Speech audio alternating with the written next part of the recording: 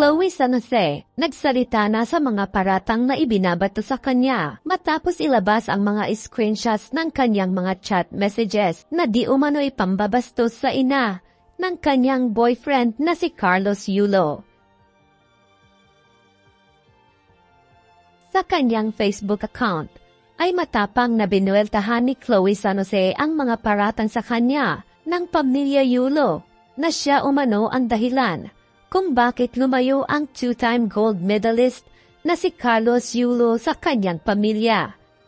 Ayon sa Facebook post ni Chloe, magalit na umano ang mga tao sa kanya dahil nagpapakatotoo lamang siya at sinasagot ang mga kasinungalingang ipinapakalat tungkol sa kanya. Nandito raw siya hindi upang i-please ang sinuman. Ang mahalaga di umano ay alam niyang tama ang kanyang ipinaglalaban at alam daw ito ni Carlos. Kalakip ng kanyang Facebook post ay ang mga screenshots kung saan nilait din siya ni Angelica Yulo at ng pamilya nito sa kanilang social media account. Inisa-isang inilabas ni Chloe ang mga panglalait sa kanya ng pamilya ni Carlo. Hindi kasi umano kompleto ang mga inilabas na mga screenshots ukol sa pambabastos daw niya sa ina ni Carlos na si Angelica. Mabilis kasing kumalat sa social media ang isang post ng family friend di umano ng pamilya Yulo, kung saan nais iparating ng mensaheng iyon sa publiko na si Chloe ang dahilan kung bakit nasira ang pamilya ni Carlos. Isang nagngangalang Gerald Fajardo ang nagpost ukol sa nasabing Facebook post kung saan inilabas din nito ang mga screenshots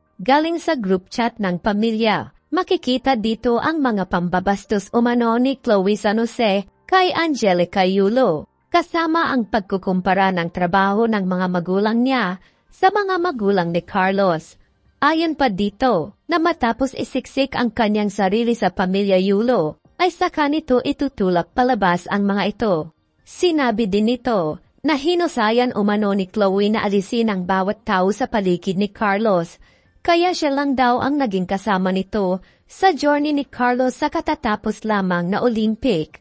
Ayon kay Gerald, na hindi na ito nakapagtimpi kay Chloe dahil puro magaganda lamang daw ang inilalabas nito sa social media at hindi ang mga pang-iinsulto at pambabastos na ginawa nito. Hanggang ngayon ay patuloy pa rin ang sagutan ng magkabilang panig dahil sa mga pangyayaring ito at pagbubulgar ng kanilang mga chat conversations. Ay nilimitahan na ni Carlos Yulo ang comments section nito sa kanyang Facebook account.